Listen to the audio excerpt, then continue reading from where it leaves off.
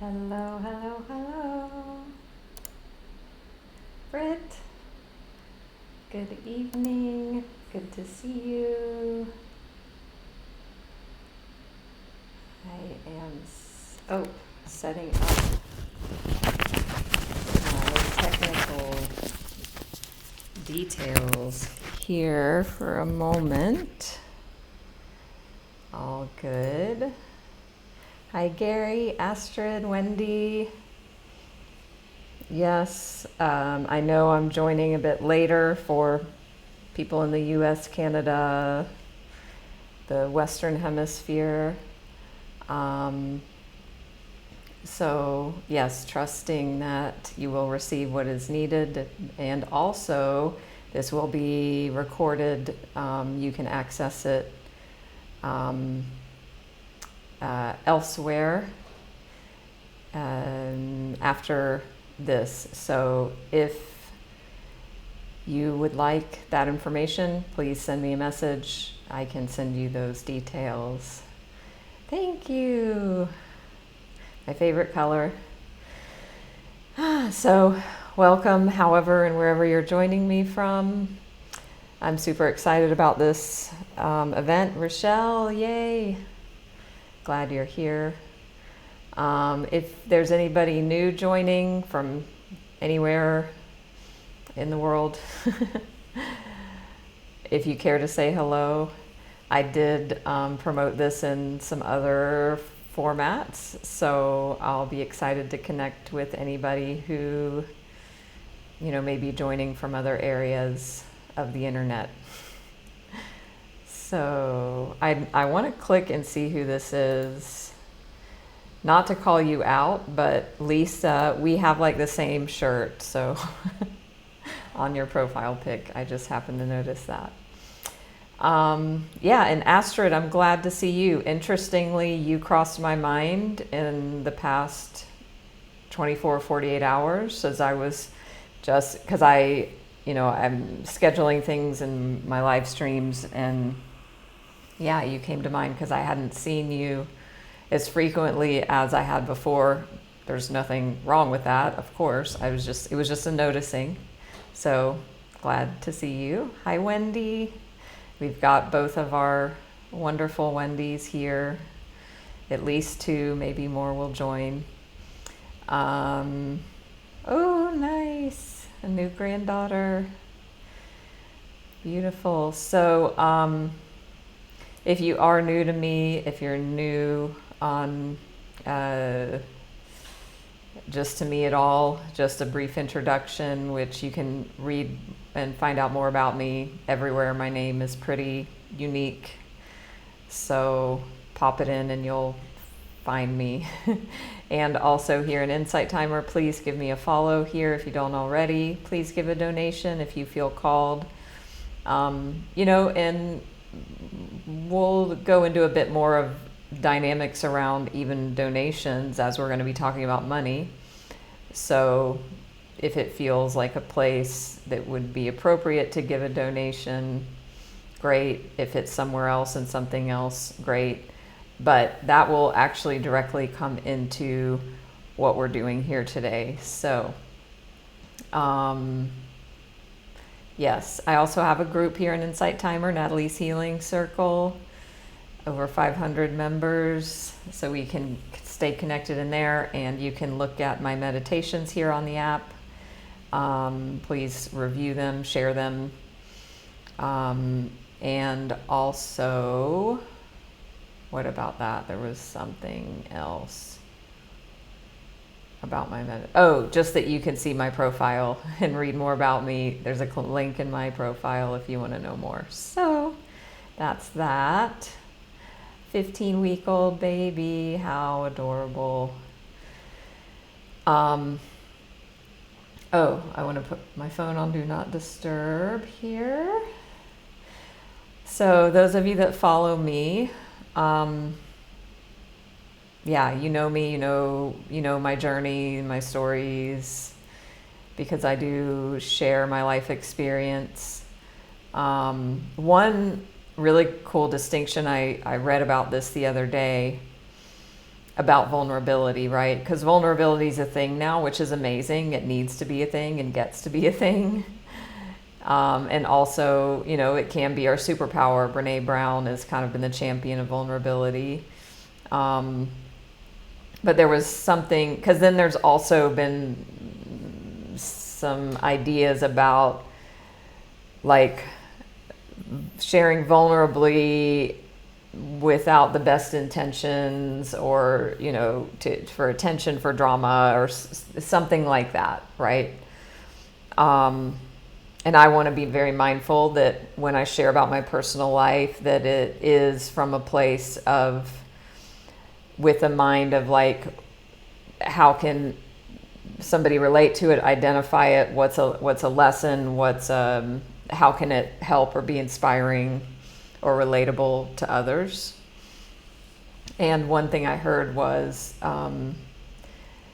we want to make sure when we're sharing to give and not to get. And that really resonated, at least in the context of me showing up here, me showing up, you know, on my platform, if you will, the things that I share. So I definitely do my best to do that. And saying that to say, I recently shared a story about my own life.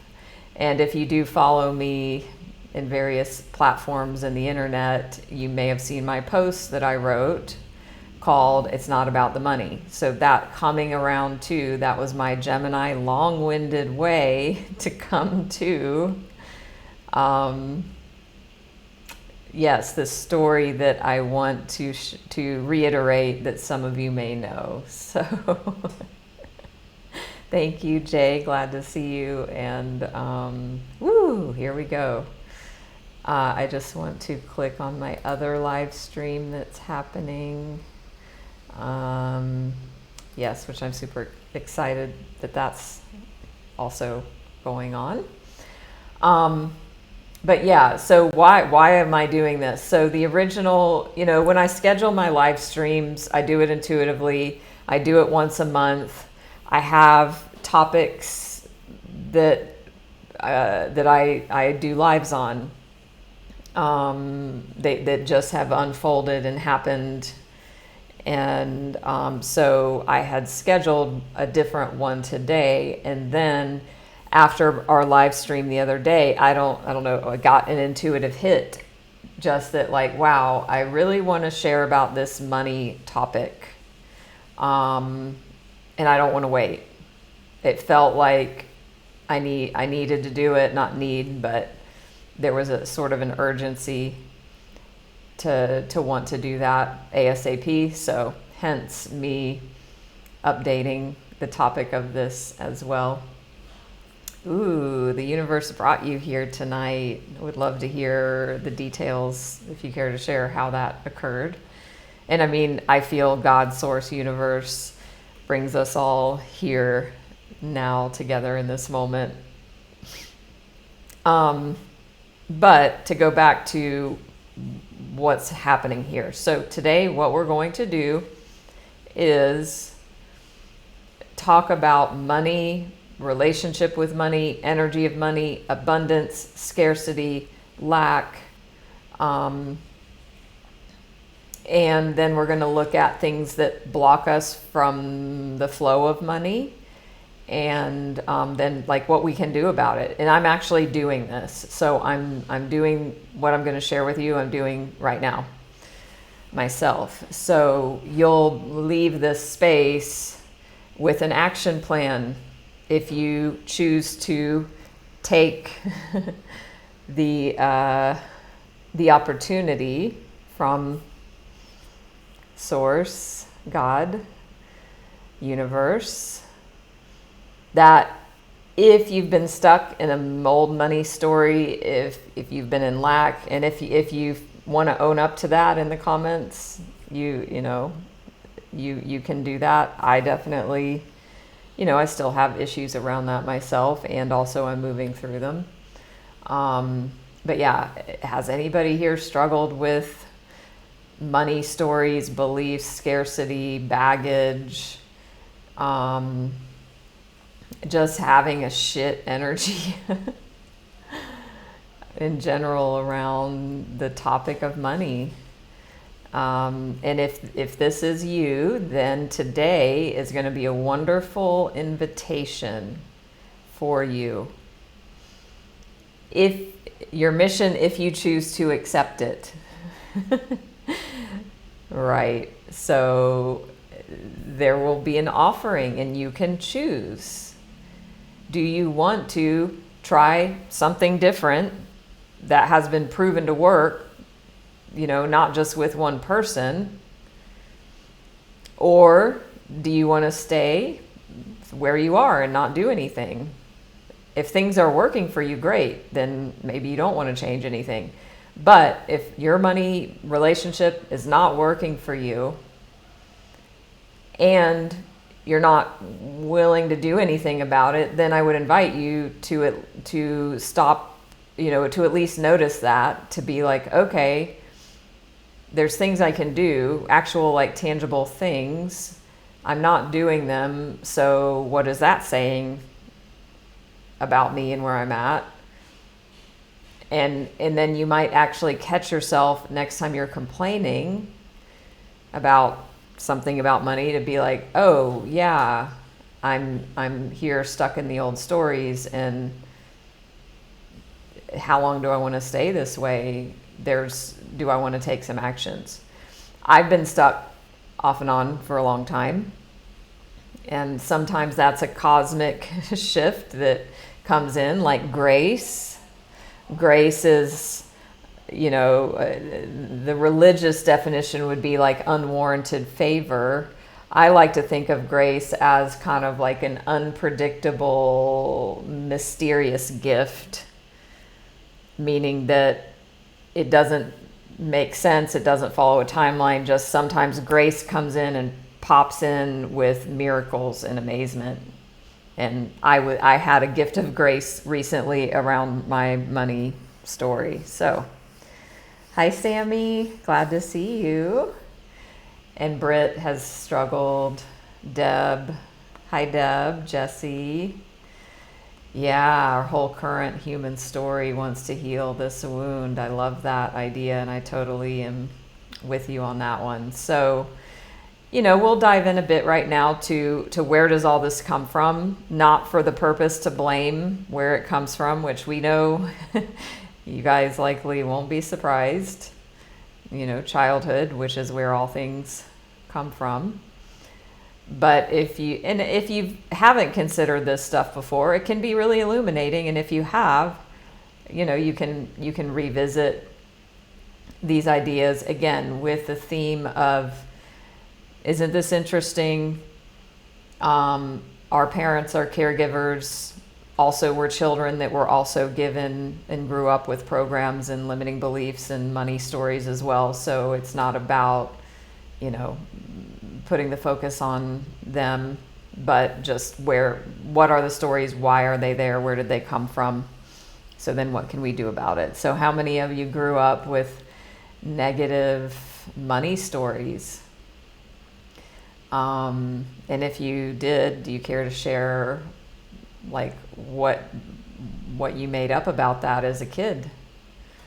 Wendy, in the process of shifting. Yes, I love that story, Britt. That's amazing. Britt received a good amount of money after listening to an abundance meditation every night for 1 week. And you feeling taken care of, definitely taken care of when you need it. By the way, that, and Britt shared the meditate, because I'm like, hey, give me that meditation too. I want to listen to that. It is on Insight Timer. Actually, Britt, would you mind sharing it? I believe you can share it in the comments if you would do that as a service. Jay, immigrants. Wow. Yeah. If you're American, you're an immigrant unless you're a native, but like the more direct immigrant lineage, Jay, if your parents were immigrants, the scarcity mindset there. I mean, there's so much there, like ancestral clearing, the other work that I do, would be great to help clear energies around all of that, which, by the way, if you don't know, I'm a spiritual life coach, Reiki master teacher, and I do ancestral clearing and tarot and intuitive readings. So thank you, Britt. And yeah, so father spent all the money on alcohol, mom super conservative, yeah. So for me, you know, the biggest theme, like actually my biggest worry as a kid was my parents getting a divorce. And the reason that was my biggest worry was because they fought all the time. And what do you think they fought all the time about? Money. It was their biggest fight, their biggest stressor, the biggest source of contention between them, money and material things. So wouldn't it make sense? For how many of you feel like money is safe? This is a wonderful question. How many feel like you can trust money and that money is safe? Ooh. Hi, Anastasia. Nice to see you. That's a great question about the clearings. It's not a linear process, so that would be impossible to answer because there's so many moving parts and variables there. It could be one, could be more. So thank you for asking. Yes, Jesse, belief, I shouldn't want more, which means, because I've got that one as well, that's a lack of deservingness, right? I shouldn't want more because I don't deserve it. Does that feel like what's underneath? I don't deserve to have what I want. How many of you have that one? You know, I have memories of being in the grocery store as a kid and there was a toy aisle. And of course, as a kid, you always want to go down that toy aisle. We were rarely allowed to go down it, but if we were, it was like kind of a kicking and screaming experience where, you know, my mom didn't want to be on the aisle, but she was humoring us, but we had to move through it. And we, you know, and if we wanted anything, it was just no, no, no, no, no, no, no. So growing up, learning it's not okay to want what you want, and there's something wrong with me that I can't have what I want. So Wendy, Lotus, your parents fought over money. Jay as well. Money feels like a gateway to possessiveness. I would love to hear more about possessiveness. What is that? Can you, if you care to, explain that a bit? Because I don't quite understand. Thank you, Britt, for sharing the details of the affirmation meditation and insight time, or abundance meditation. So we grow up, you know, money's scarce. The whole money doesn't grow on trees thing. It's scarce. There's never enough. It's not okay to have what we want because we're not enough, we're not deserving, we're not lovable. You know, we get into some deeper things there. If there is money that comes in, you've got to hold on to it. How many had that growing up? Like maybe there was a new job with a parent or a raise or something, and then there was like this whole, oh my God, super protection thing over it. And again, that would imply a feeling of a lack of trust. It's scarce. It's not safe.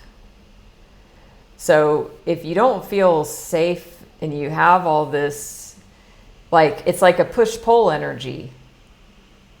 I want it, I need it, I desperately desire more money, but I can't, it's bad, it's wrong, even wanting it is bad, I shouldn't want it. Greed, Jesse. To want money is greedy. So no wonder if you can identify with a scarcity and lack mindset, and if you haven't had financial abundance in your life, or if you have, but you haven't felt comfortable with it, does it make sense why? There's all this mixed energy. It's this like ball of shit, basically, of just energetic shit.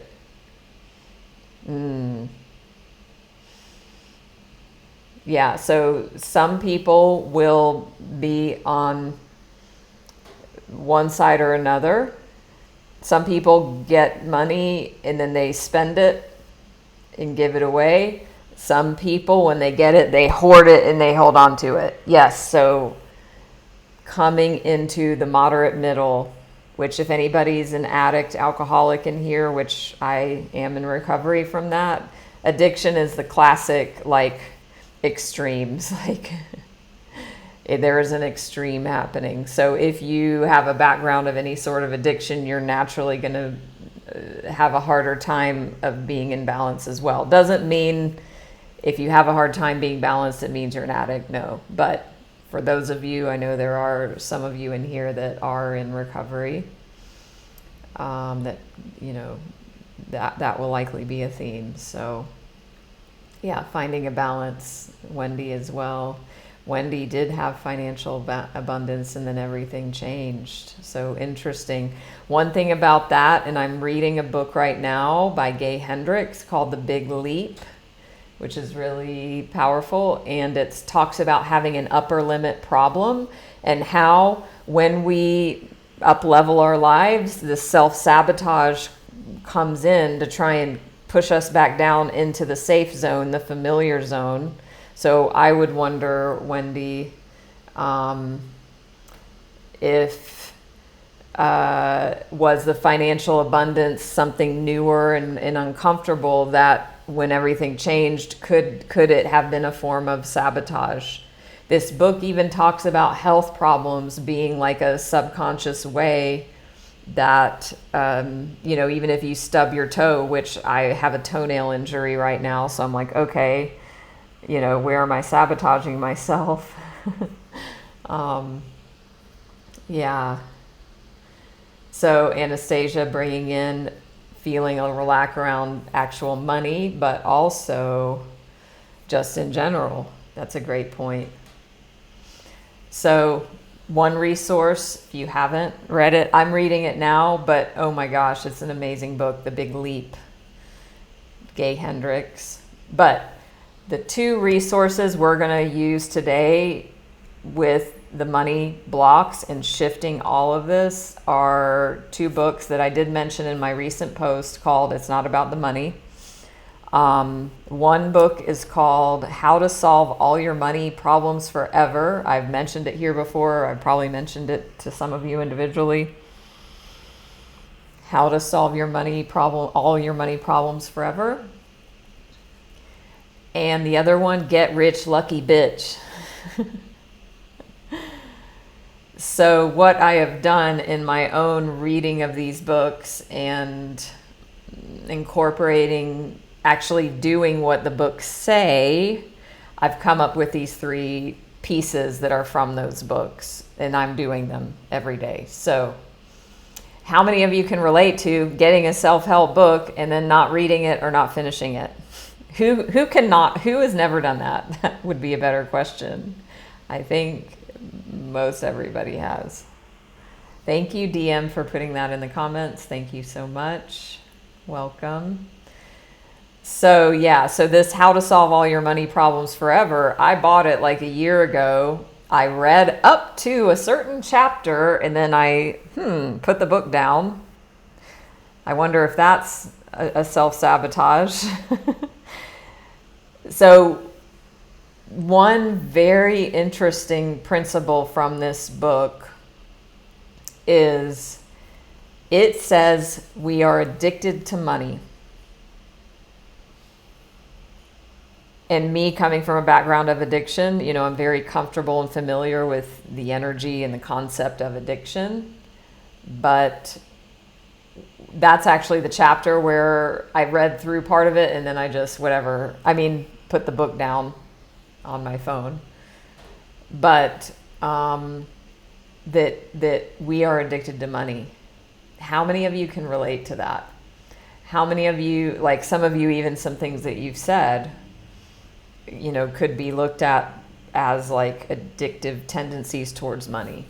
So I had a very real experience of this, and I shared this before. So in my post that I mentioned, where I recently got a large sum of money that just came out of the blue, out of nowhere. It was amazing.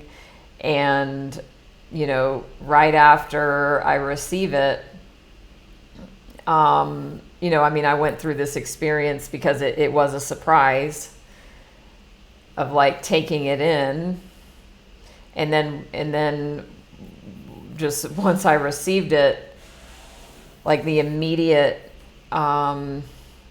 reaction or response was like, it's not enough. It's not enough to solve all my money problems forever. There was this fear energy. There was a fear energy, and then just like a scarcity energy. And isn't it interesting? I received a lump sum of the biggest amount of money in a lump sum that I had ever received. And yet I did not feel abundant. I felt abundant for like 2 seconds. I felt expansive and light about it for a moment in time.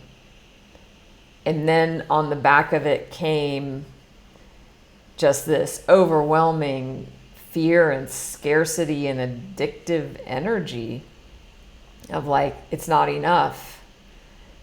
It illuminated my money problems even more, even though my financial situation is pretty fucking good. I mean,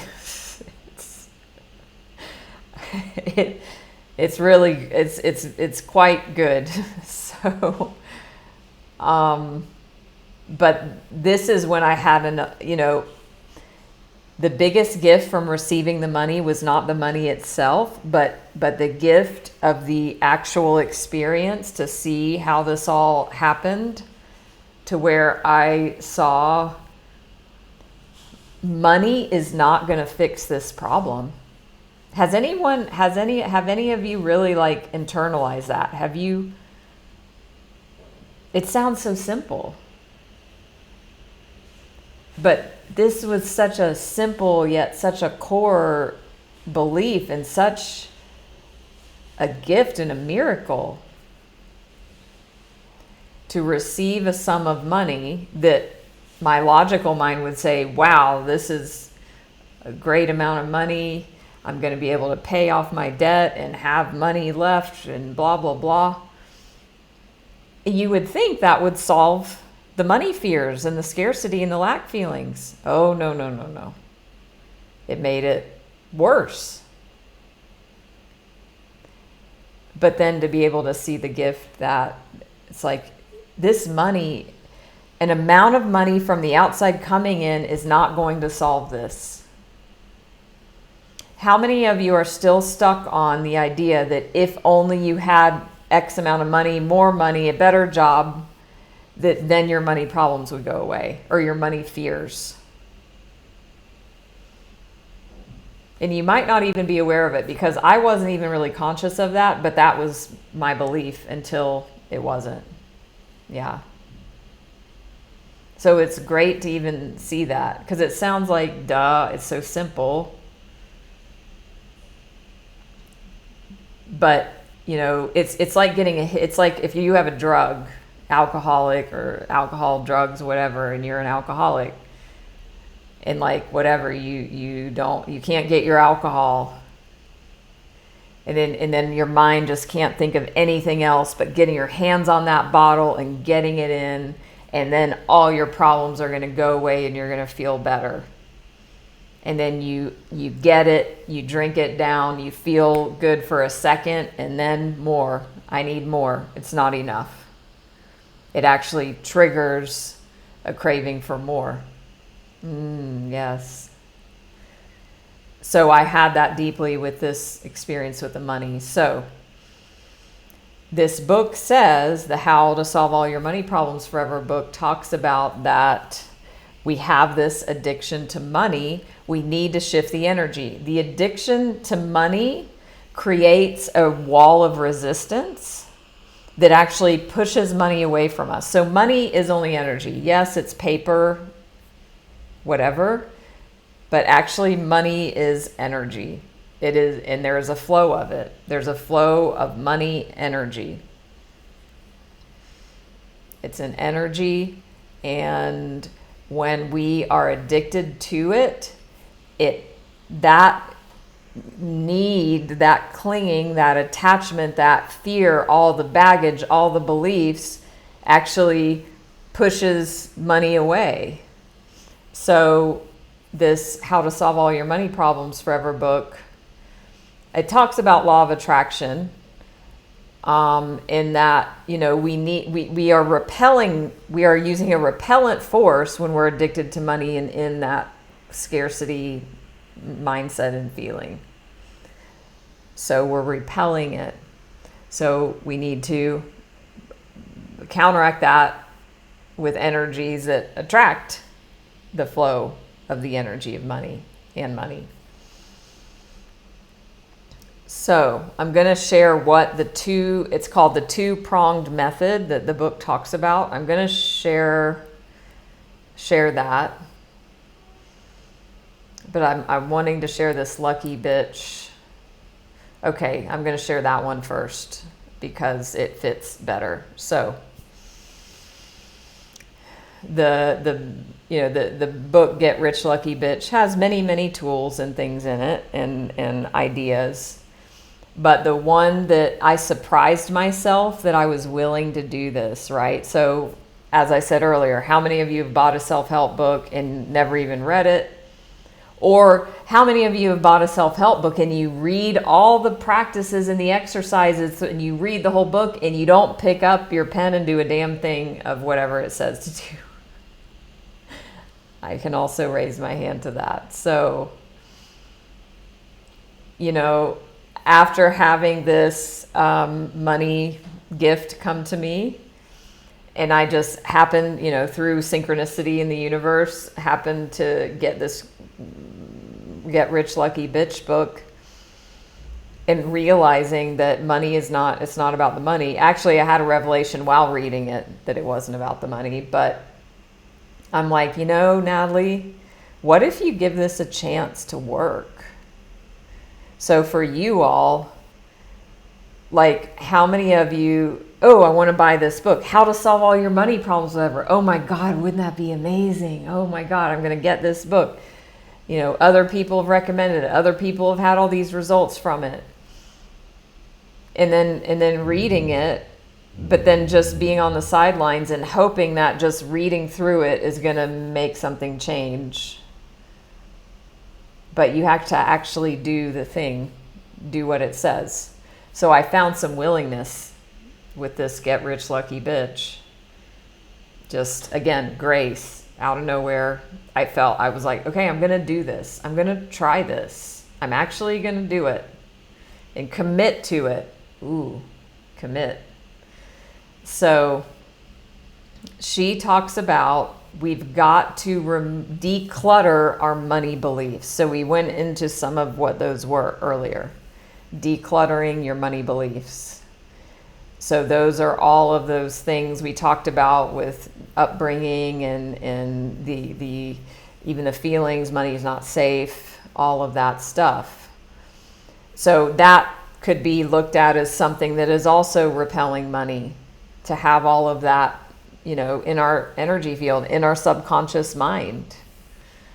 So she has a practice, and this is step number 1 for you, is that you write down all your memories from your life where you have a negative memory or energy or situation to do with money. Now, usually I would just be like, I'm not fucking doing that because it sounds too hard and who wants to rehash all of that? But because I'm willing to listen to what this multimillionaire woman who has money abundance wrote, I had willingness to do this. So again, ask yourself, like, do you want something to change? If you want to be something to be different in your money life and your money story, you're going to need to do something different. And here is something here to do. So, I just went back and if you get that book, then she gives like more specific instructions and examples and things if you want to dive in deeper. But generally, it's really just about, listing all of the negative money stories and beliefs and things. One that stuck out that maybe people might not think of that might be helpful is like, she's like, are you always the one picking up the check with your friends? Do they all look to you, when the bill comes? And I mean, there's more than just a money thing there, but like that would be something to put down. Of course, the childhood stuff, if there's any specific fights. I mean, I have very specific unpleasant memories with both, with my parents and all of this stuff around money and finances. So you just write it all down, and all the way up to now, all the way up to present life. And then once you do that, and this will be a fluid list. You will think of new things will come, as things are shifting and coming up to be healed. But you work with this list every day, and guess what you do with the list? You do the wonderful, amazing practice that most of us know and love, Ho'oponopono. Ho'oponopono. I never feel like I say it right. Pono. So you go through line by line each memory. And that really resonated with me because I've read the book Zero Limits that talks about this exact practice that brought Ho'oponopono into the West. I've talked about it here. So that really resonated, and that made sense that it would clear the energies. So you go through each line. So I'll just say, just to be general, like fight, watching my parents fight about money. I would do the 4 phrases of the Ho'oponopono, and you can do them in any order you like, and you just say it to yourself out loud, doesn't matter, in your mind. Thank you, I'm sorry, please forgive me, I love you. And it's not that we're like apologizing for something we necessarily did, unless we did, but it's just this prayer, and these are the 4 parts, and this is the energy around it. That there is something within me, regardless, because we're all connected and we're all one, that created the situation outside of me in some form or fashion. I don't need to figure that out. But we say, thank you, I'm sorry, please forgive me, I love you. Thank you, DM. Appreciate the notes. One of my life coaches, who actually went to a Ho'oponopono like week-long thing, he told me about this, because usually it's I love you, I'm sorry, please forgive me, thank you. But you can do any order you want. No worries. But I like opening it with thank you. Because when you open it with thank you, it's like acknowledging, like thanking this experience for coming, because it's coming here to be healed. So I like to start with a thank you, and that makes sense, but you can start with any of it. But thank you, I'm sorry, for whatever is within me that is creating this situation. Please forgive me. Not like that I'm bad and wrong, but just an acknowledgement of forgiveness, and then I love you. So you go through line by line every day, these memories until there's no more charge around them, no more energetic or emotional charge. It only takes a few minutes. Now, writing the list, I think it took me 20 minutes, maybe 30, but that feels like a lot. So the thing is, like, what if this stuff works? What if doing this actually releases and clears the energies, the lack and scarcity, so that you can have more financial freedom and abundance? What if it does work? Wouldn't you want to try it? So I would invite you to consider that. If there's any resistance to nah, I don't want to do that. What if it works? Thank you, Astrid, for the donation, by the way. And if you are newly joining, don't forget to follow me here on Insight Timer and everywhere that I am on the internet. Please give a donation if you feel called, and check me out. Join my circle here, Natalie's Healing Circle. Check out my profile here and my link in my teacher profile. So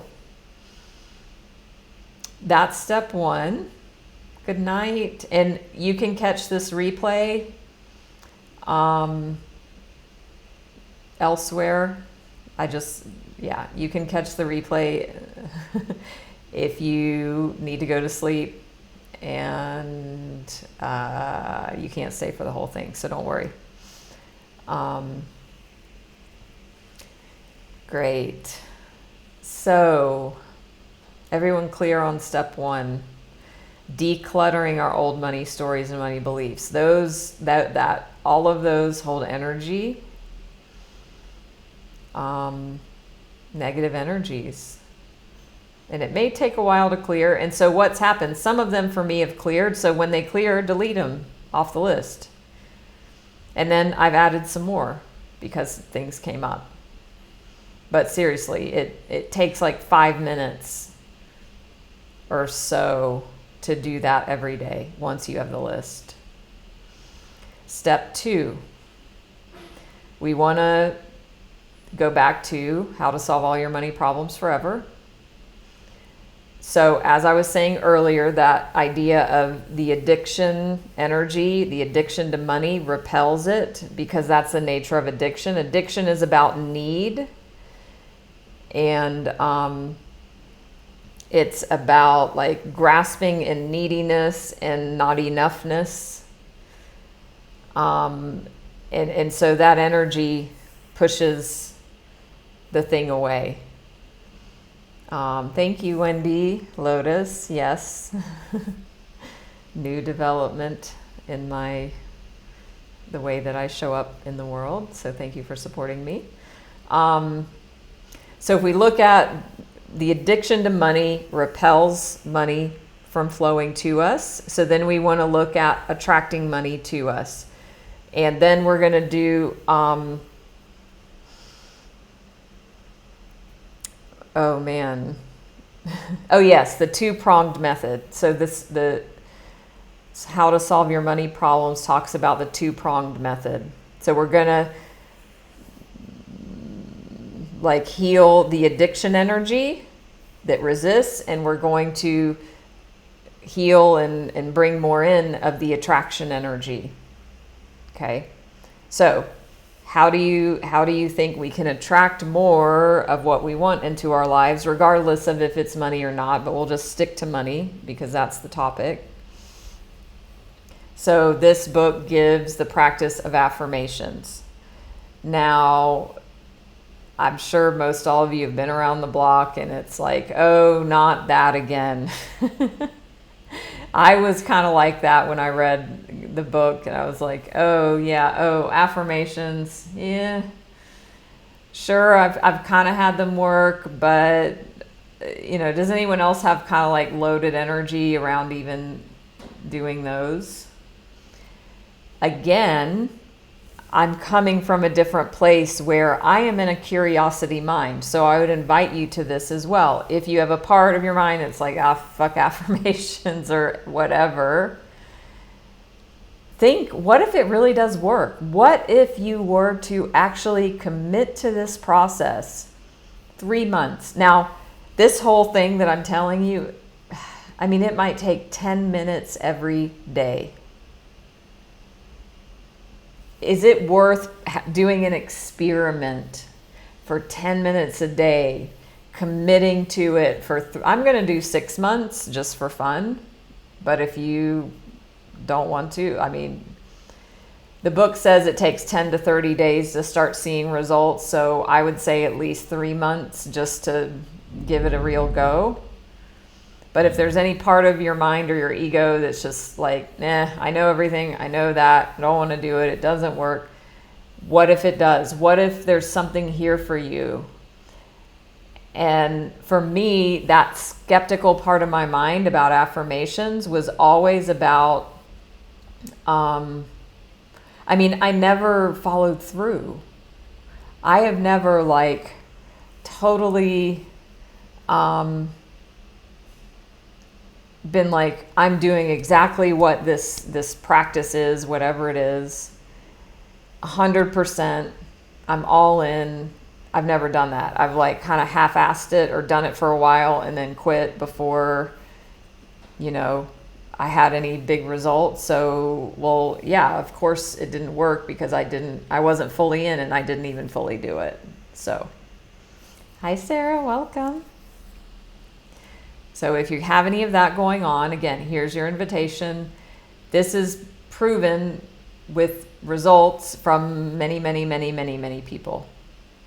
Affirmations is step 2 of this method. Now we could have a whole live on just creating the affirmations. I'm not going to go into a super huge thing about it, but we do need to go into it a bit. I mean, I don't know. We might go into a super huge thing. We'll see.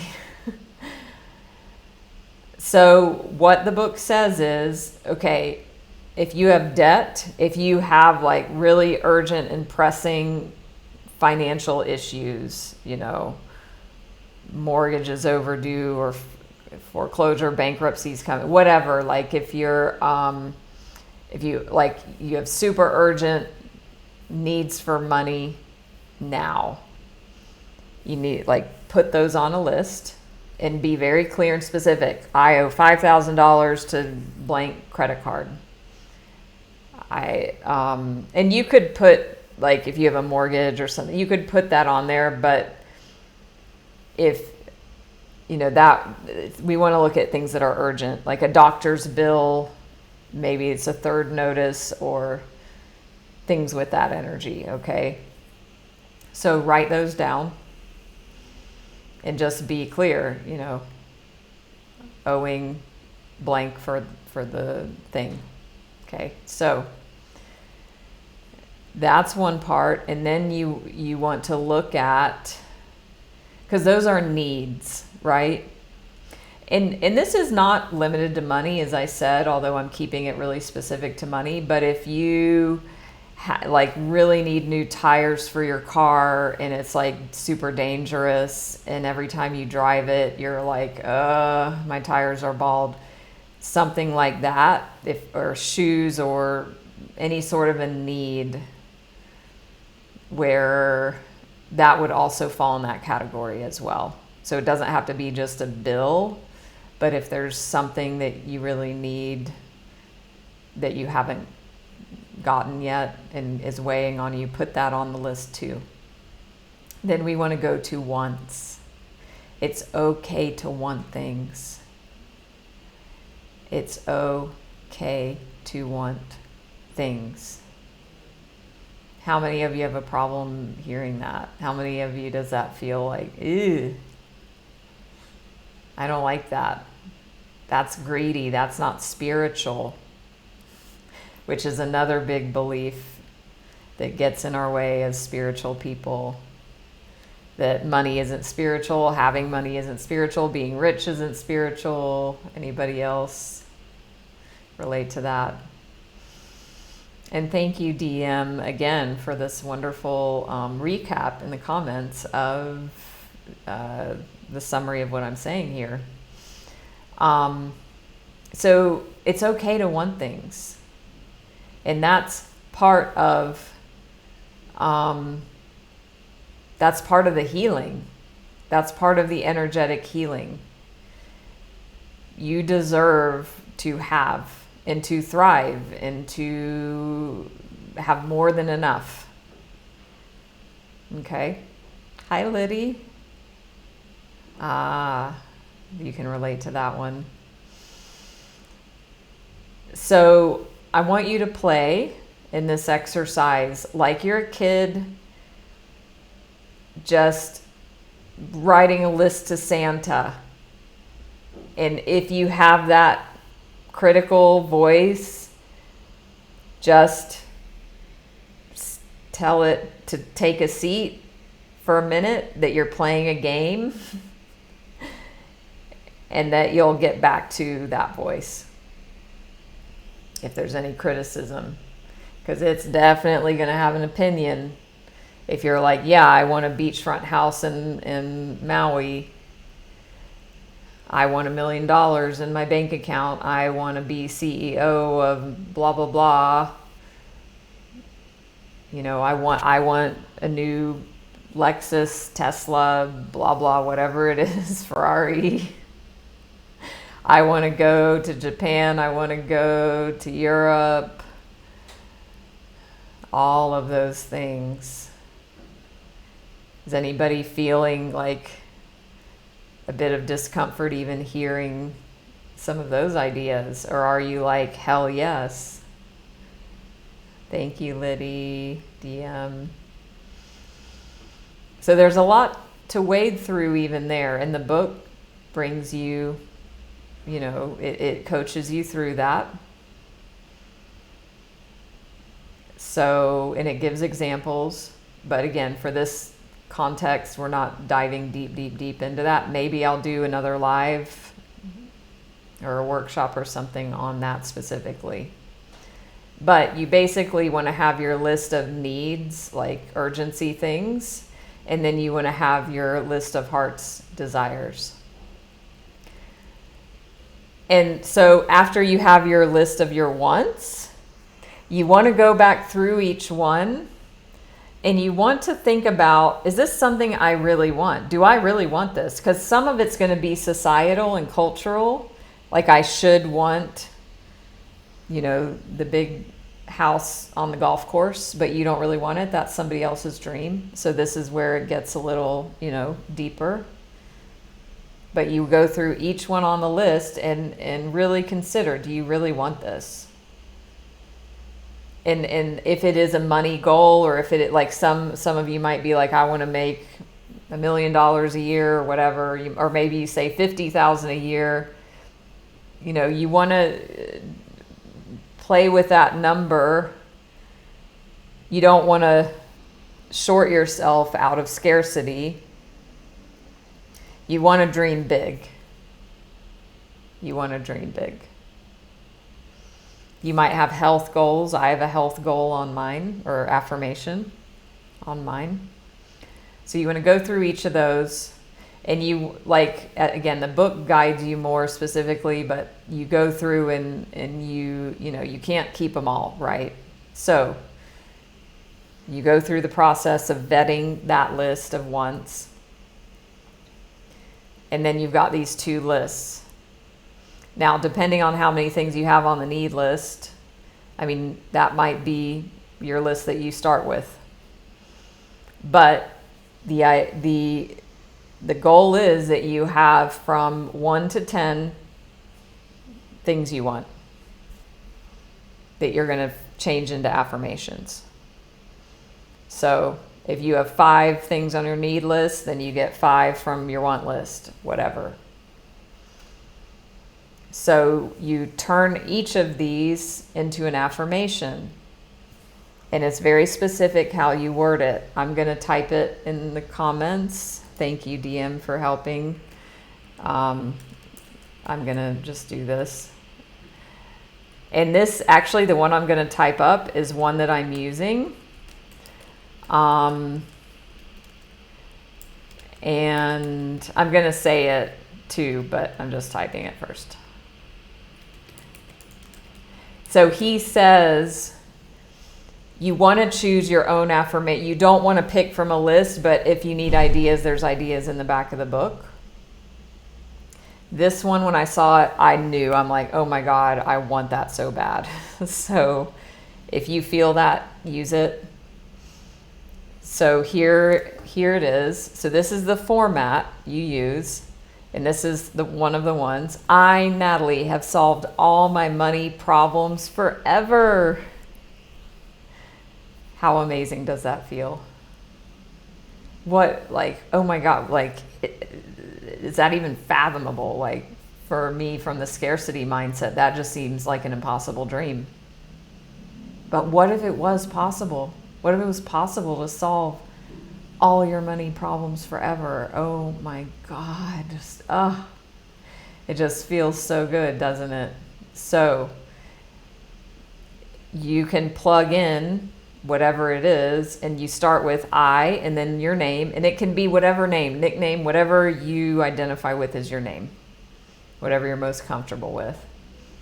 I, Natalie, have an amazing job at blah, blah, blah. And you want to be specific. So this is where, more, if you want help with this, you can reach out for a one-on-one session about this. If there's anything here, I'm happy to gift that. And we can go over any pieces or parts of this. And, I feel like I want to gift it, and also feel like it would be part of your abundance that you would pay for it. It would be part of you showing the universe that you value yourself. But anyway, reach out regardless, and we can figure that piece out if you feel called. But you want to be specific and positive with the affirmations. So, I, Natalie, have a new Vitamix blender. Like, it could be anything. I, Natalie, have a, actually, let me pull it up in the book. I'll just, instead of trying to willy-nilly do this, because in the back it has an appendix somewhere.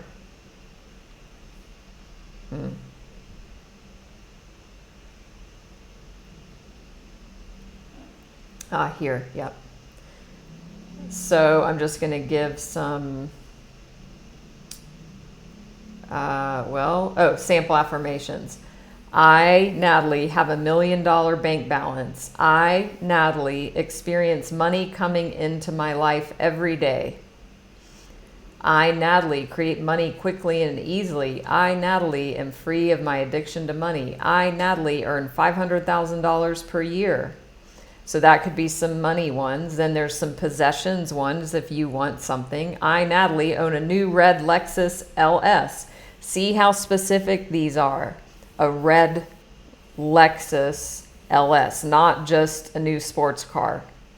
I, Natalie, wear a pink St. John sequined gown. Is anybody cringing hearing this, that it's like too materialistic? Right there is your money blocks. It's okay to have nice things. Hi, Rashida. No worries. Glad you asked. So the book is called, that we're talking about right now, How to Solve Your Money Problems Forever. All Your Money Problems Forever. I, Natalie, own 10 acres of prime rancho villa property outside Phoenix. Career. I, Natalie, love my work. I, Natalie, have a career where I am admired by coworkers. I, Natalie, have received a $20,000 pay raise. Home. I, Natalie, own a rural home with a fireplace. I, Natalie, have a beautiful yard with healthy trees and flowers. I, Natalie, have fully covered my house with aluminum siding. So you can do this. Health. I, Natalie, have full coverage health insurance. As an American, I can identify with that. I, Natalie, feel energetic all the time. I, Natalie, weigh 175 pounds. You can do this around weight. I, Natalie, can afford necessities for my children. I, Natalie, get along perfectly with my in-laws, including Mrs. Walsh. I, Natalie, see a loving look in my husband's eyes every day. Relationships. I, Natalie, am friends with Jim and Bonnie. I, Natalie, have a healthy relationship with Andrew. Purpose. I know my purpose in life. I accept responsibility for what happens to me. Self-esteem. I am as good or better than anyone. I love and understand myself. Prosperity. I know I will always have money. I live a life of affluence and abundance. So if you have any stickiness around those, like, this is the good news of where to work. So, hi, Heidi. I don't know. Probably 20, 30 more minutes. Jamie. Perfect. I, Jamie, have a beautiful apartment I love. That's great. And okay, so there's some ideas to get your ball rolling. You can have from 3 to 10 affirmations. I said 1, but now I'm remembering it's 3. So you create from the process we described your things that you want, the things that you need, the things that you want. You create your affirmations in the way that I've just said. And what you are going to do, they may change, which is why I'm bringing this in, Jamie. And mine have changed already a little bit here and there. You know, you might want to add details. There might be details that want to come in. It might change altogether. You might totally drop one and bring another one on. Trust the process. So that's another part of this. Don't feel like you have to continue just because you made one. I mean, sure, if you're changing it every day, that might be something to look at. But you want to allow your intuitive process, because things are happening. Your subconscious mind is working. We don't know all the processes that are going on. So if you feel the need to tweak or change or delete or make new, edit your affirmations. So, ooh, Jay, have your children's college tuition ready to pay. So, yeah, so it goes through in the book. It talks about the process, okay? And it's like the first time you say these, sometimes for some of them, it's going to be like, that'll never happen. No way. That'll never happen. You know, or it can't happen for me. And then as you continue this process over and over and over, it starts rewriting your subconscious mind to where before you're in total disbelief, to where, wow, what if it's possible? Maybe it's possible. It's possible. I'm excited for it. It's happening. So you have your list. So this is what you do with your affirmations list. First thing in the morning, upon awakening, you get your list out. Even if you've memorized it, you still read it and you say it out loud. Now you need to, he gives a whole thing on if you sleep next to somebody and blah, blah, blah. Figure that out. You can get the book if you want guidance on that. I'm just keeping it really simple and direct. He says you, first thing in the morning, upon awakening, get out your affirmations, read them, and say them out loud as you're reading them. I, Natalie, have solved all my money problems forever. And then you have a visual image that you create with your mind for each one. Let that come.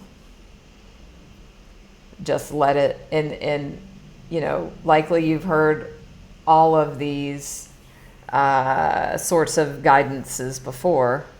You know, this is nothing new. But you want to create an image like, I, Natalie, have solved all my money problems forever. I'm standing like this on a mountain and there's dollar bills raining all around me. That's just the one that came. So when I say that one, I imagine that, but it's not just a 2D image. It's I feel that. And it's just for like a few seconds. Now, sure, if you take a longer pause and feel into it, we want to, with our visualization, it to have all our senses, sight, sound, smell, taste, touch, for the purposes of this, these are brief visualizations. And so I'm just keeping to the purity of this practice. And you just let it happen spontaneously. Okay. And it might change, and you might, like, especially Jamie with the apartment, that will grow. The more you think of it, then there'll be more details that come. Suraj, you want a good health and a happy life. Jen, that's a great statement that you would bring in too. Aim low so that they'll happen. So aim high and see what happens. Aim high and see what happens. And commit to this process. And I would if you're going to do this, get the book. It's $3 on Amazon, like the virtual one. So first thing in the morning, get your list, read them out loud, have a visualization with each, and you do that last thing before bed. And then one time during the day, I do it right after I read it in the morning, because why not? It's the best time to do it. And I just do it then. I would suggest that if you have the time. It would probably take about 10 minutes or 5 minutes even, depending. So when you write your affirmations, you want to consider, whenever you create your affirmations, you want to consider the length, because you will be writing them. So that's why these ones I read were somewhat brief-ish. But all you want to do, you don't write all of them, okay? You take one a day. You pick one. And you write it 10 to 20 times. That's it. So you have your affirmations first thing in the morning, last thing at night. Look at them, read them out loud, have your visual image with each of them. And then one time in the day, you write one affirmation out. He says preferably write it on unlined paper, pen and paper, pencil and paper, not computer. You write legibly and you write a little bit smaller so that you're more concentrating. And you just write it 10 to 20 times, and that's it. You don't need to write it 50 times. He says it's actually detrimental, only 10 or 20. So this is the piece on affirmations that, if you were here earlier in the discussion about the addiction being the repellent energy, and then we're having attractive energy with the affirmations, okay? So this is what you do there. The two-pronged approach, the second prong, how do we clear up this addictive energy to money, this neediness, this compulsion, this not enoughness, this grasping, this clinging, this fear, scarcity, lack around money? We've got to shift our energy from addiction to preference. And this is just around money. We're not talking about somebody's addicted to cocaine, okay? We're talking about money here. Upgrading your addiction to preference. How do you do that? We've got to shift the energy. So this is like my favorite part because it's so fun. He has a process called glad giving. And I've talked about this before, I think already in some lives. That it's just come up. So it's called glad giving. Glad giving is not tithing, although it is similar in that it's basically you giving away a percentage of what you receive monetarily. Now, tithing is usually known to be 10%. This is not that. What he says is you glad give 1 to 5% of what you receive. If you have a predictable paycheck, you get paid twice a month, once a week, once a month, then when you get that money, you already know and have earmarked this percentage to be glad gifted.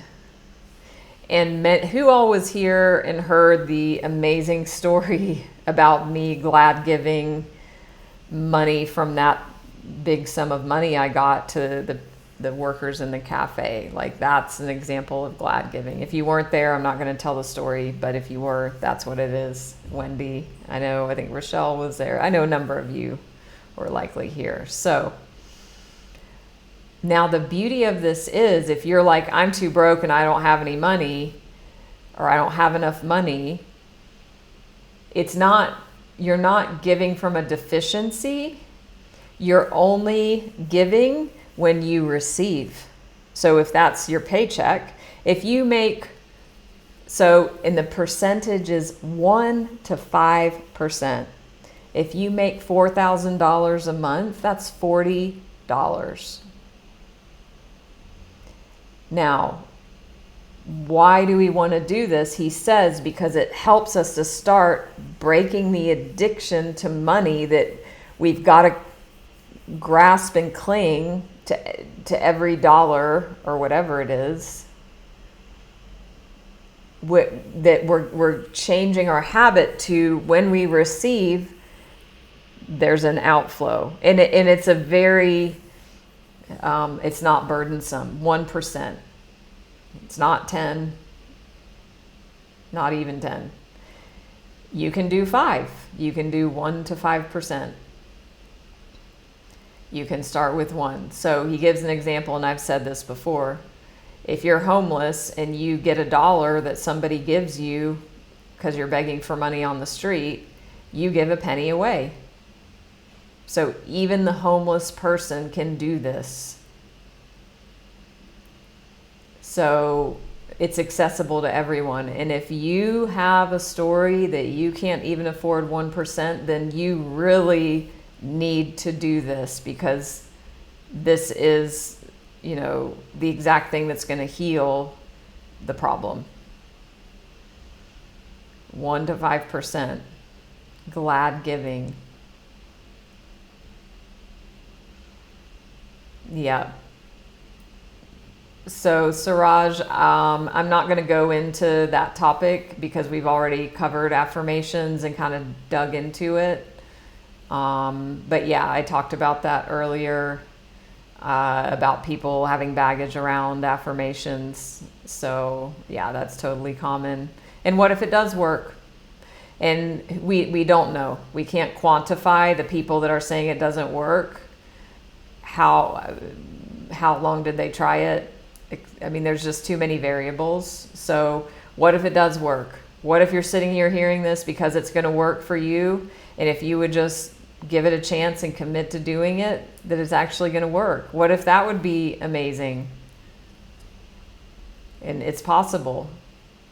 If one person on the planet has created results from doing affirmations, then it's possible for everyone. So the glad giving. The other thing is that then who do you give to? And this is the fun part. This is the fun part. And this is why it's so fun to be rich. Like, I'm rich. And if likely most everyone here is rich to somebody else. So we're all rich. We're all rich to the starving people in whatever country. right? It's so fun to be rich. I'm rich here. I live in Bali. I'm rich. I'm rich here. Actually, a lady, okay, I'm going to share this one because it's perfect. So I just received money. And so I'm like, okay, I'm going to look at the percentage of, and then this is how it's so fun. It's so fun to give money away. It's so fun. How many have experienced that? So in here in Bali, like, to me, what I consider a little bit is like a lot to them. Like, to me, a little is a day's pay to them. That's a lot. So I received some money from a client, and I'm like, ooh, goody. This is how much I get to give away. And I'm thinking, okay, who do I want to give this to? And then on the way to walking at the beach at sunset, it just, whatever, it was kind of crossing my mind. It popped in my head. So there's this lady, this very nice Balinese lady. So there's a job that people have here. Their job is motorbike parking attendant. Okay, so it's everywhere all the time. You'll see it everywhere if you come to Bali. So near the beach at sunset, there's a parking area for motorbikes, which I have a motorbike.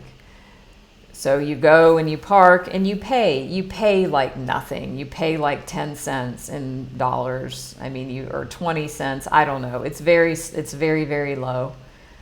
But these people have, a job where they've got to be looking around and catching people as they're getting off the bikes, and they're moving heavy bikes around. And I mean, it's not the best job. I'm sure there's worse ones, but it could be better. So, and actually a part of this for me was 9 years ago when I moved to Bali, I was a very different person. And I'm embarrassed to say this, but I'm saying it anyway because it's part of all of this, that because I didn't understand either, I would try and get away with not paying the parking attendant like 9 years ago, not now. Because I thought it was like the government, and that this was a government guy, and it was like government money, but it's not. These people actually like rent the space or something like that. And it's actually, they earn the money. And I didn't know that. And I want to make amends to the man who I totally was trying to get away with, like, not paying the stupid little parking fee. I mean, this is the scarcity mindset. This is total lack and scarcity mindset that I was in at that time. Bless my heart. So thank God now I'm different. So yeah, I come to the place on the way. I'm like, ooh, I'm going to give her basically a day's pay. And in the minute I thought of it, I knew it was the thing to do. So for you can give to an organization if you believe in them. You can have it be however you choose. If you want it to be, you love a certain charity and you just want to set it and forget it, the deposit from your job comes in and the donation goes out every month. You can totally do that if you choose, or you can go to a charity event, and you can do it any way you want. This is just me and how I'm doing it. But yeah, that woman came to mind, and she's been kind and friendly to me for no reason, maybe because I speak Indonesian actually, but aside from that, she just is a nice lady, and she's probably in her 50s or maybe even more, and that's her job. And I think she's very grateful for it, because everyone is very grateful for their jobs here in Bali that are, local people. But still, it's thankless work in many ways. So when I thought I'm going to give her some of my glad giving money, I just felt so excited. And so I go and she was there, and I see her, and she knows me now, and And I said, listen, I want to give you a gift in here. And she was so thankful. She was so thankful. And then she's like, where are you from? And I said, America. And she's like, oh, you're rich. And the old me, the old thinking wants to say, oh, no, I'm not. Like, so I'm working on changing that old pattern, because my mind has a mindset, you know, I'm just a normal expat. There's like all these rich expats and I'm not one of them. So there's all these stories around that. And then sometimes the local people will be like, oh, you have a villa. Everyone has a villa in Bali, like, and I don't right now. But I notice my mind has said before and wants to say, oh, but I'm not a rich foreigner. And I'm like, why am I validating that out loud? Why do I continue to say that? Just stop saying that. So even yesterday, whenever the lady was like, you're rich, I noticed that one to come out. And because of all this work I'm doing, instead, I said, yes, to you, yes, I am rich. And yes, and also in America, I'm normal. So I already made a stride, even doing all of this work to remove the blocks. But yes, the energy of the glad giving is so beautiful.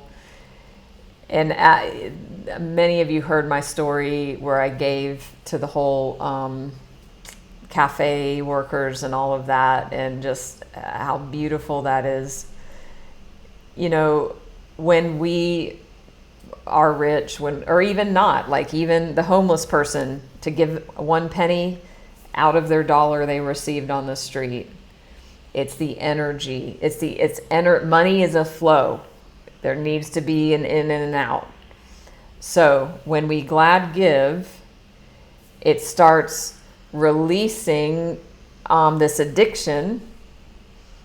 There's an addiction to money. The glad giving starts breaking that up. And so then what you start doing is, okay, I get certain amounts per month from clients, so I sort of know, and then, you know, I have other people paying in different ways, but, you know, I don't have a paycheck.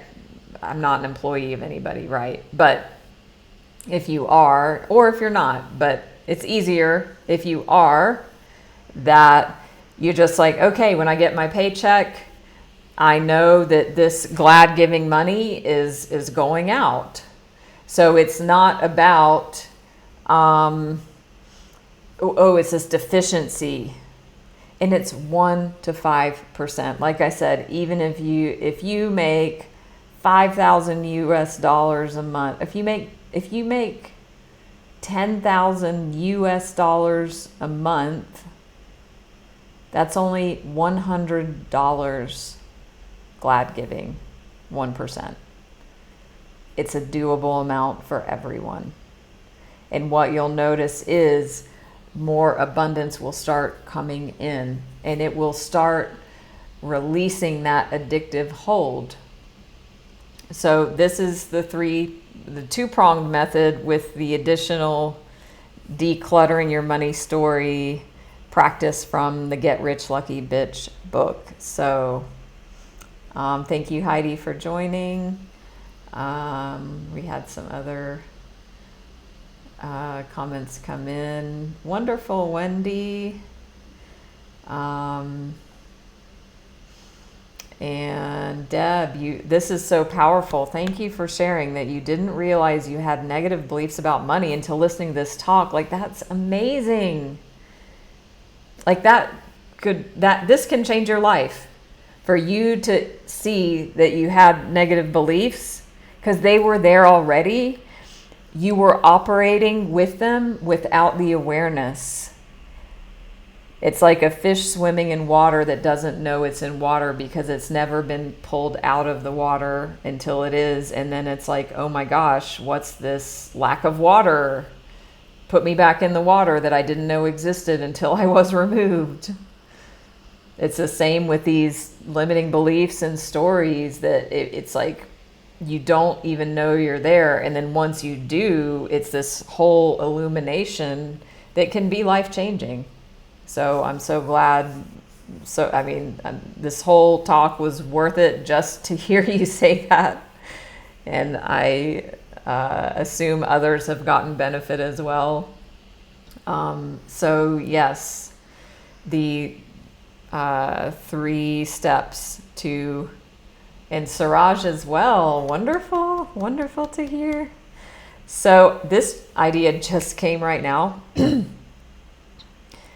because I don't have, this all just unfolded, this whole thing. I mean, and to lead me to be here with you.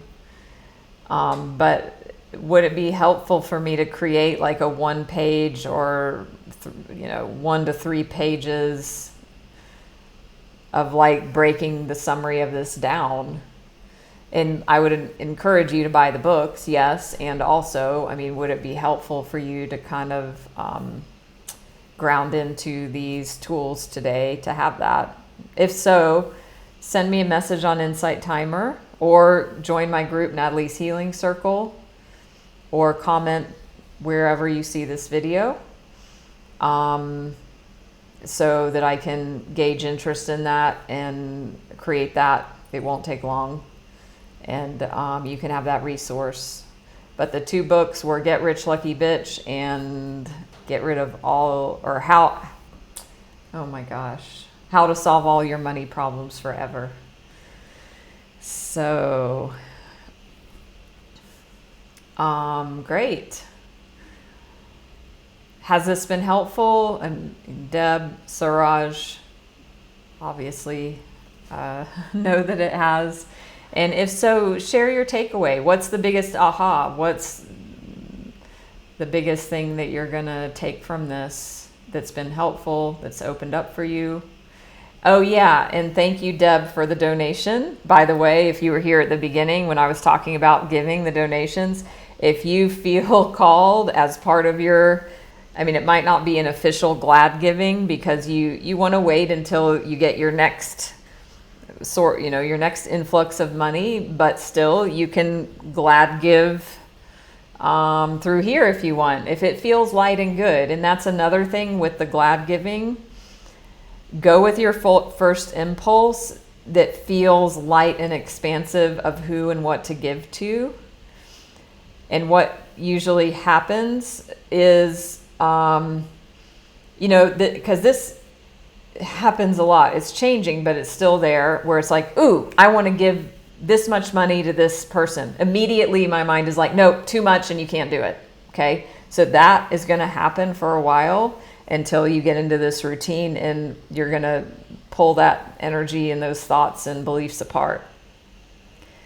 Trust that original instinct, please.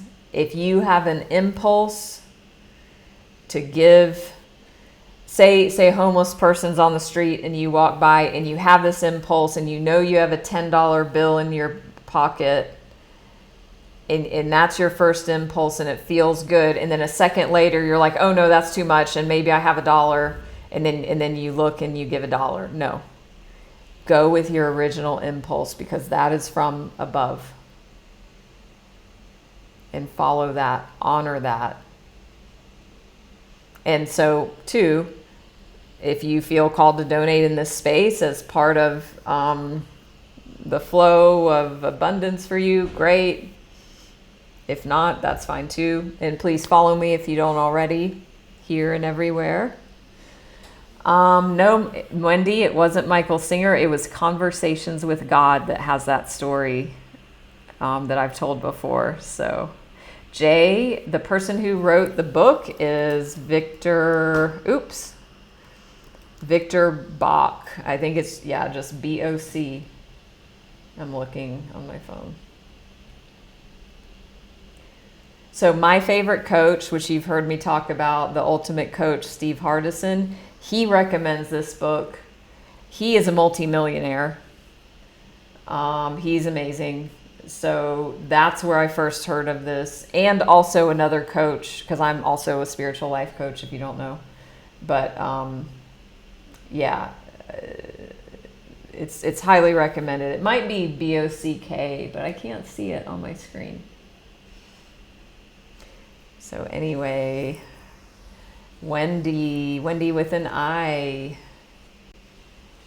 Wonderful. Glad to hear you are going to take these things on. And I would too, as part, like for anybody this resonates with, I know this is for somebody here. If you're wanting to do this, please get one or both of these books. I mean, the majority of the like the affirmations and the glad giving comes from the How to Solve Your Money Problems Forever book. Like I said, I think it's $3 for the Kindle, or it's under $10. Is it worth it to invest that? Can you find that? And then when you make the purchase to do this, yes, then you commit to doing it and like giving it a chance to work. Because what happens is we buy the book and then we half-ass it and then we say it didn't work. Has anybody done that before? I'm raising both my hands. So I'm not doing that this time because I want to heal. I'm solving all my money problems forever. So Jen, yeah, the addiction part about the relationship to money, that was big in this book for me, and especially the experience I shared, which you can read my post on my blog and Facebook. It's called It's Not About the Money. It's not long, but read that, and like that was so eye-opening just to have that experience. And yeah, it's such an addiction for me up until now. Change your language. Hi, Michelle. A space for gifting that isn't money. Totally, there's a space for gifting that isn't money. And also in this very specific context of this book's recommendations in this process, because we're talking about money specifically. The reason why the glad giving is it helps to break that addictive energy and that repulsive energy, because addiction repels whatever it's addicted to. The affirmations attract. The addictive energy is repelling the money. So the glad giving helps stop that from happening. Now, yes, there's definitely other times and spaces and places to give, time or gifts. I've done this as well. I've shared this before in Thailand when I was living there recently. I bought toys just randomly on the beach. This man, his job was selling these cheap toys at this night market. Like this man, like my age. Like there's not a lot of money in that. And anyway, it was a whole story that just I randomly got this idea. Ooh, I'm going to buy like a toy and I'm going to find a kid whose parents are working at the market. Also, they don't make any money either. Likely don't get toys. So I bought the toy and I gifted it to the kid. That would be an example of, I would say, I don't know if that would be considered glad giving because it's quite specific that it's money, but it's in the same energy. And, I would read the book if you're really wanting clarity on that. Awesome, Britt. You bought both books and are committed to doing it. You know what? I just had an idea to have like an accountability group, like my sugar-free group around this, and that we do this. Ooh, getting a download. It's not going to be today or tomorrow, but that's, yeah. Woo! That will happen. That will be fun. That will be fun and that will happen. So yes, so if you're interested in some sort of support like that, because accountability is so helpful and support is so helpful, and people going and doing it and sharing their experiences and supporting and holding each other accountable can help you stay committed. If you want to do that, if these ideas today have been helpful, if you resonate and you want to do it, yes, start on your own. And when, you know, this group idea lands a bit and comes into more full form, if you want to be notified of that, please send me a message through Insight Timer or my site. And I can put you on a list to notify you when that happens. So, yay.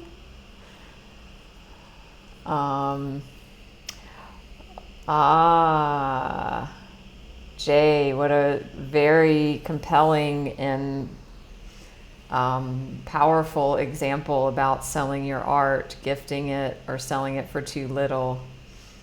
And that you have the self-awareness to know it's not coming from an open, generous space. It's coming from a lack of belief in your own worth. So that Get Rich Lucky Bitch, I feel like that book would be really helpful for you, because at the end she talks about, like, if you're an entrepreneur, raising your prices. So even what you're describing would definitely fit into that. So she goes over some of that stuff in there.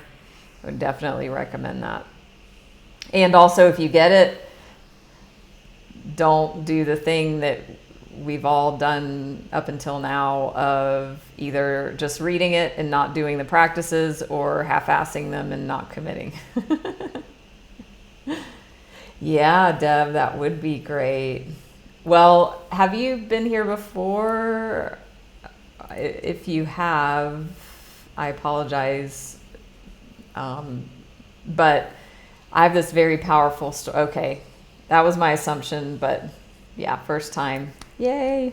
Thank you for the donation if I didn't say that already. But I have this really amazing, powerful story about glad giving from this lump sum of money that I gave. But I feel like I don't want to go into it right now. I've already been talking a long while. Yay, thank you.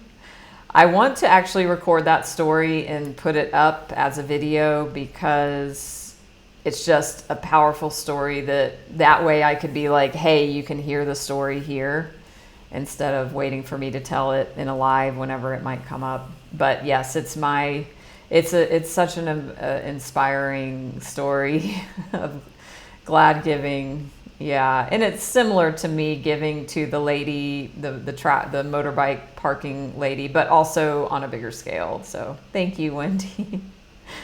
Thank you all so much. Thank you all. So let's solve all our money problems forever and get rich, lucky bees. Whatever your, however you identify. So don't forget to follow, give a donation, support me and all that stuff. Reach out one-on-one if you'd like. You know, and also look at, and oh my God, this is one I've been working on, is like paying what things are, not trying to barter.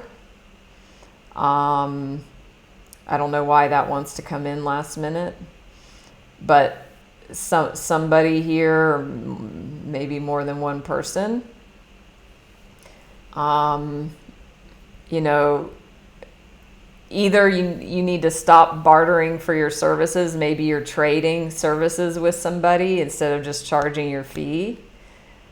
So some of you need to stop doing that and just charge your fee. Some of you need to up your fees.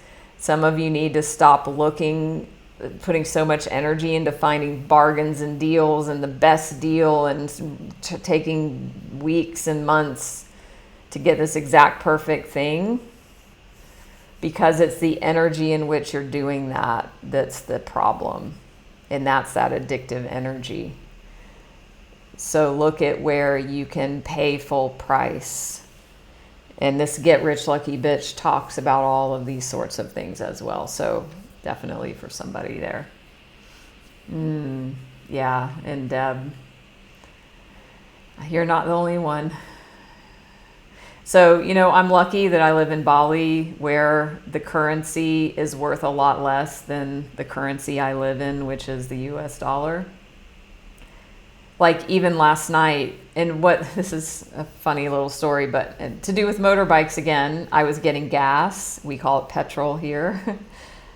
And here they only have full service gas stations. It's amazing. And I was telling my local friend last night, I was like, in the US, you pump your gas like I said, for the whole time, my whole life, I never once went to a full service pump ever until I moved to Asia. So, and then now here, it's only full service. You never, ever, ever pump your own gas. So I went last night. It was really crowded. It was a bit late. And what they have is they have people that are like the pump attendants. And again, it's a shit job and they don't make any money. I mean, they probably make, let me think, $120 a month for full time. They probably work 6 days a week. They probably have 4 days off a month, and they make $120 a month. So I go up to the pump. It's an older man, older than me. This is his job. And I just feel empathy for him. And I usually tip them. And because of this glad giving space, I have this money earmarked and I get to give it away. And I'm like, ooh, who's going to get this money? So this is the fun part. If you want to do it this way, and then I tell the universe, like, show me who I'm supposed to give this to. Make it really clear who gets this money. And then I was walking at sunset last night and I was looking, but nobody really felt like it because it was supposed to be this gas station man. And this whole impulse thing, Deb, about wanting to give and then not, or lowering the amount. So I usually tip, a fair amount. But just whatever, what I just said, he was older, it was late, just knowing, and they were so busy, and knowing I'm looking for glad giver recipients. I had this, 50,000 note in my wallet.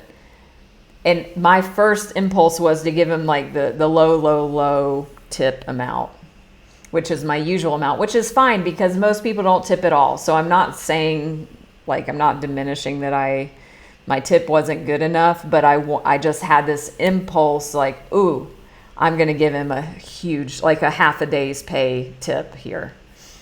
And I started to get out the small one, like just, I discounted giving the bigger one. And then I'm like, no. I'm like, no, you give that big amount. That was my first impulse. I go with it.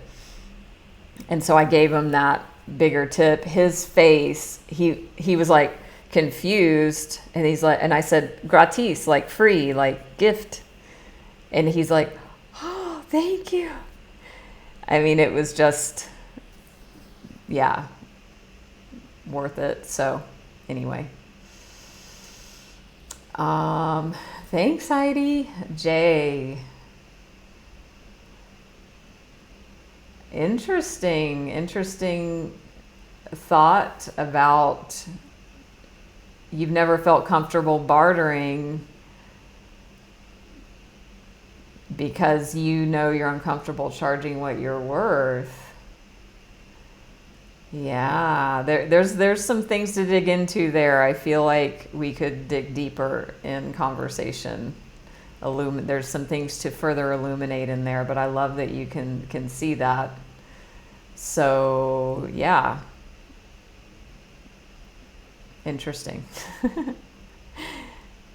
Yes, I hope I made the man's day.